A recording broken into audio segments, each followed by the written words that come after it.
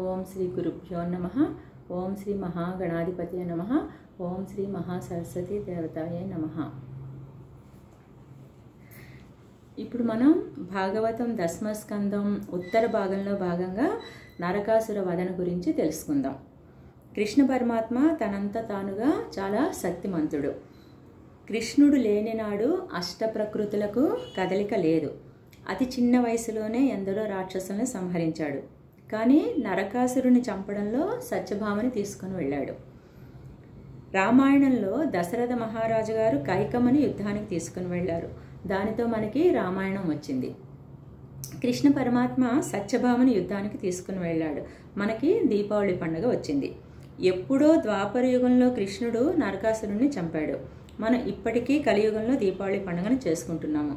కృష్ణుడు ఎంతోమంది రాక్షసులను అంటే పూతన, శకటాసురుడు ఇలాంటి వాళ్ళని ఎంతోమందిని చంపాడు కదా.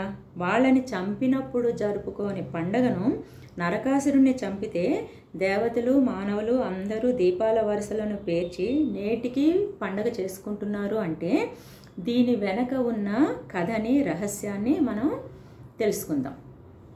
ఒకసారి కృష్ణ పరమాత్మ సభలో కొలువు తీరి ఉండగా ఇంద్రుడు, దేవతలు, దుర్వాస మహర్షి అందరూ వచ్చి కృష్ణ, నరకాసురుని ఆగడములు రోజు రోజుకు మితిమీరిపోతున్నాయి. వీడు దేవతల తల్లి అయిన అదితి కుండలములను తస్కరించాడు. వరుణుడి ఛత్రమును, దేవతలు విహారం చేసే మణి పర్వతమును కూడా ఎత్తుకుపోయాడు. వాని ఆగడములు అన్నీ కావు. కృష్ణ, నీవే వానిని పరిమార్చాలి అంటాడు. కృష్ణుడు తప్పకుండా నరకాసుర వధ చేస్తాను అని దేవతలందరినీ స్వాంతనపరిచి పంపించాడు. ఈ నరకాసురుడు భూదేవి కుమారుడు. దితి కశ్యప ప్రజాపతికి అసురకాల సమయంలో కలిసినప్పుడు పుట్టిన వాళ్ళు హిరణ్యాక్షుడు, హిరణ్యకశిపుడు. ఒకసారి హిరణ్యాక్షుడు భూమండలాన్ని సముద్ర గర్భంలో దాచేస్తాడు. భూమిని పైకి తీసుకురావడం కోసం విష్ణుమూర్తి వరాహ అవతారం ధరించి హిరణ్యాక్షుణ్ణి సంహరించి తన కోరలతో భూమిని పైకి ఎత్తుతాడు. భూమి ఆనందంతో వరాహమూర్తిని నిషిద్ధకాలమైన సంధ్యా సమయంలో కౌగిలించుకుంటుంది. దాని ఫలితంగా అసుర లక్షణాలు కలిగిన పుత్రుడు పుడతాడు. భూమి భయపడి విష్ణుమూర్తిని తన కొడుకుకి చావు లేకుండా చూడమని అడుగుతుంది. తల్లి చేతిలోనే వానికి చావు ఉందని విష్ణుమూర్తి చెప్పడంతో ఏ తల్లి తన కొడుకుని చంపుకోదు కదా అని సంతోషించి తన కొడుకుని జనక మహారాజుకి అప్పచెప్పి విద్యాబుద్ధులు నేర్పించమని చెప్తుంది. జనక మహారాజు పర్యవేక్షణలో పెరిగిన ఈ నరకాసురుడు ఎంతో శక్తిమంతుడుగా పెరుగుతాడు. తరువాత ప్రాగ్జ్యోతిషపురం అంటే ప్రస్తుతం అస్సాం రాష్ట్రంలో ఉన్న గౌహతిని రాజ్యంగా చేసుకొని పరిపాలన చేస్తూ ఉండేవాడు. కామాఖ్య అమ్మవారిని తల్లిగా భావించి పూజలు చేస్తూ ఉండేవాడు. ప్రజలందరినీ చక్కగా పరిపాలిస్తూ ఉండేవాడు. అలా కొన్ని యుగాలు గడిచిపోయాయి. అంటే కృతయుగంలో భూమాత వరాహస్వాములకు పుట్టిన నరకుడు త్రేతాయుగంలో జనక మహారాజు గారి వద్ద విద్యాబుద్ధులు నేర్చుకొని పెరిగిన వాడికి ద్వాపర యుగంలోకి వచ్చేసరికి తన ప్రక్క రాజ్యమైన శోణితపురానికి చెందిన బాణాసురుడితో స్నేహం ఏర్పడుతుంది. ఆ బాణాసురుడి దృష్టిలో స్త్రీ అంటే ఒక భోగ వస్తువు. అలాంటి దుష్టుడైన బాణాసురుడి స్నేహంతో నరకాసురుడిలో అసుర లక్షణాలు ఒక్కొక్కటిగా బయటకు వస్తాయి. అమ్మవారి పూజలు ఆపేస్తాడు. ఇతర రాజ్యాల మీద దండయాత్రలు చేసి అక్కడ ఆ రాజ్యాలలో ఉండే కన్యలందరినీ అపహరించి బంధించేస్తాడు. అలా 16,000 మంది కన్యలను బంధించి భూలోకంలోనే కాకుండా దేవతలను అందరినీ హింసిస్తూ బలగర్వంతో ఉండేవాడు. అలాంటి నరకాసురుణ్ణి సంహరిస్తానని కృష్ణుడు దేవతలకు చెప్తాడు. అలా చెప్పిన తర్వాత యుద్ధభూమికి బయలుదేరబోతూ ఉండగా ఆ రథం దగ్గరికి సత్యభామ వచ్చింది. ఈ సత్యభామ యుద్ధ నీతిజ్ఞురాలు, రాజనీతిజ్ఞురాలు. శ్రీకృష్ణుని వద్ద సత్యభామ స్థానం చాలా గొప్పది. అలాంటి సత్యభామ కృష్ణుని దగ్గరకు వచ్చి, నేను కూడా మీతో యుద్ధభూమికి వస్తాను, నేను కూడా యుద్ధం చేస్తాను అంటుంది. వెంటనే కృష్ణుడు సత్యభామతో, సత్యభామ, యుద్ధం అంటే ఏమిటనుకుంటున్నావు? నాతో ప్రణయ విలాసాలతో ఏదో ఉద్యానవనంలో తిరగడం అనుకుంటున్నావా? అక్కడ తుమ్మెద ఝుంకారాలు వినబడవు, పద్మముల సువాసనలతో నిండిన గాలి రాదు, అక్కడ కలహంసలతో నిండిన సరోవరాలు ఉండవు, చూచి ఆనందించడానికి పూల తోటలు ఉండవు.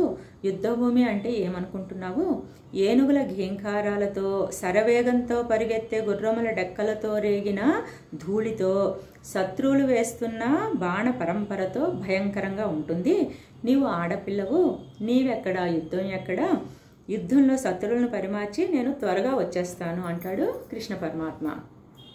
కానీ సత్యభామ మురిపెంగా గోముగా కృష్ణుని గడ్డం పట్టుకొని, నా పక్కన మీరు ఉండగా నాకెందుకు భయం? మీ వెనకాతల నేను ఉంటే మీ భుజద్వయం కోటలాగా నన్ను కాపాడదా?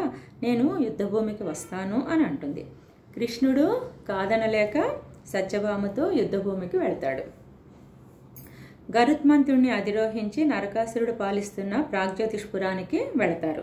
నరకాసురుడి దగ్గర ఆయన నమ్మిన బంట్లు 3 ఉన్నారు. మురాసురుడు, నిశుంభుడు, హయగ్రీవుడు. ప్రాగ్జ్యోతిష్పురానికి జలదుర్గము, గిరిదుర్గము లాంటి అనేక దుర్గాలు ఉన్నాయి. వాటన్నింటినీ కృష్ణ పరమాత్మ తన గద చేత, చక్రము చేత కూల్చాడు. ఆ జలదుర్గంలో నిద్రిస్తున్న మురాసురుడిని, వాడి పెద్ద జడలని ఖడ్గంతో ఖండించాడు. వాడి శిరస్సుని తన గద చేత బ్రద్దలు చేశాడు. మురాసురుడు మరణించగానే వాడి 7 కొడుకులు కృష్ణుడి మీదకి యుద్ధానికి వస్తారు. వారిని కూడా కృష్ణ పరమాత్మ నిర్జించారు. ఈ విషయం నరకాసురుడికి తెలుస్తుంది. ఈ నరకాసురుడు సామాన్యమైన రాక్షసుడు కాదు. 14 భువనాలు గెలిచినటువంటి వాడు. చాలా పెద్ద సైన్యం ఉంది.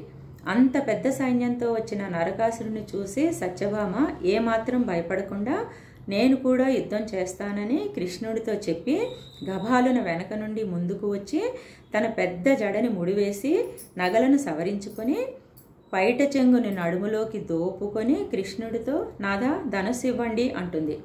ఏమీ తెలియని వాడిలాగా కృష్ణుడు నవ్వి తన దగ్గర ఉండే సార్ఘం అనే ధనస్సును ఇచ్చారు. ధనస్సుని తీసుకొని ఎడమ చేతితో వంచి వింటి నారిని విప్పి వంగి కుడి చేతితో పట్టుకుంది. దీనిని చూసిన కృష్ణ పరమాత్మతో పాటు రాక్షసులు కూడా తెల్లబోతారు.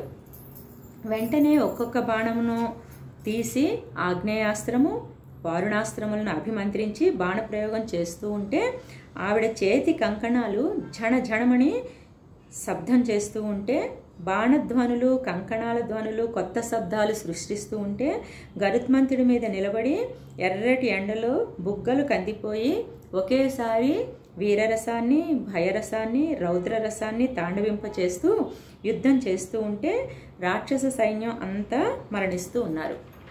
అది చూసిన కృష్ణ పరమాత్మకి ఎంతో సున్నితంగా పల్లకీలో ఒక అంతఃపురం నుండి ఇంకొక అంతఃపురానికి వెళితేనే అలసిపోయే భామ, బంగారు ఊయల ఎక్కి ఊగడానికి భయపడే భామ, నాట్యం చేస్తే అలసిపోయే భామ ఇవాళ ఇలా ఇన్ని విన్యాసాలు చేస్తూ ఎలా యుద్ధం చేస్తోందో అని ఆశ్చర్యపడుతూ, వీణ సరిగా పట్టుకోవడం రాని భామ బాణాలను ఎలా వదులుతోందో అని ప్రేమగా తన వైపే చూస్తున్న కృష్ణుణ్ణి శృంగార రసంతో కట్టేసి రాక్షస సైన్యాన్ని మొత్తం చంపేస్తోంది. కృష్ణుడికి ఆమె ముఖం పున్నమి చంద్రుడిలాగా కనిపిస్తూ ఉంటే శత్రువులైన రాక్షసులకి మధ్యాహ్న సూర్యబింబంలాగా మండుతూ కనబడుతోంది. రాక్షస సైన్యం మొత్తం మడిసిపోగా నరకాసురుడు కృష్ణుడితోటి, చేతకాని వాడిలాగా ఆడదానితో యుద్ధం చేయించావు, ఆడదాని మీద బాణాలు వేయడం ఇష్టం లేక ఉపేక్షించి నా సైన్యం అంతా మరణించింది, నాతో యుద్ధానికి రా అని అంటాడు. కృష్ణుడు సత్యభామతో, సత్య, నీవు చేసిన యుద్ధానికి నేను పొంగిపోయాను, నీకేమి కావాలో కోరుకో, నీకు కావలసినవన్నీ బహుకరిస్తాను, నీవు చాలా అలసిపోయావు, ఆ ధనస్సుని ఇలా ఇవ్వు అని ధనస్సుని తీసుకొని సత్యభామ దగ్గర నుంచి ఆ ధనస్సుని తీసుకొని నరకాసురుడితోటి యుద్ధం చేస్తాడు. నరకాసురుడికి తల్లి చేతిలోనే మరణం అని ఉండడం వలన కృష్ణ పరమాత్మ కొంత యుద్ధం జరిగిన తర్వాత మూర్ఛపోయినట్లు నటిస్తాడు. కృష్ణుడి చేతిలో ఉన్న సుదర్శన చక్రాన్ని ఈ సత్యభామ విదిలిస్తుంది. అది వెళ్ళి నరకాసురుని తలను ఖండిస్తుంది. నరకాసురుడు మరణిస్తాడు. దేవతలంతా ఆనందంతో దేవలోకంలో సంతోషంగా ఉంటారు. ప్రజలంతా దీపాలు వెలిగించి బాణాసంచా కాల్చి ఆనందంగా పండగ చేసుకుంటారు. నరకాసురుడు మరణించినది అమావాస్య ముందు చతుర్దశి. ఆ మరునాడు అమావాస్య, చీకటి, అందుకే దీపాలను వరుసగా వెలిగించి పండుగ చేసుకుంటారు. కాబట్టి దానికి దీపావళి అనే పేరు వచ్చింది. నరకాసురుడు బంధించిన 16,000 మంది కన్యలను విడిపిస్తాడు కృష్ణ పరమాత్మ. తమని బంధ విముక్తుల్ని చేసిన కృష్ణ పరమాత్మని వివాహం చేసుకోవాలి అనుకుంటారు ఆ 16,000 మంది కన్యలు. అందరినీ ద్వారకా నగరం తీసుకువచ్చి ఒక్కొక్కరికి ఒక్కొక్క అంతఃపురం కట్టించి 16,000 రూపాయలు ధరించి అందరినీ ఒకేసారి వివాహం చేసుకుంటాడు కృష్ణ పరమాత్మ. దీని అంతరార్థం పరమాత్మ షోడశ కళా ప్రపూర్ణుడు. షోడశ అంటే 16.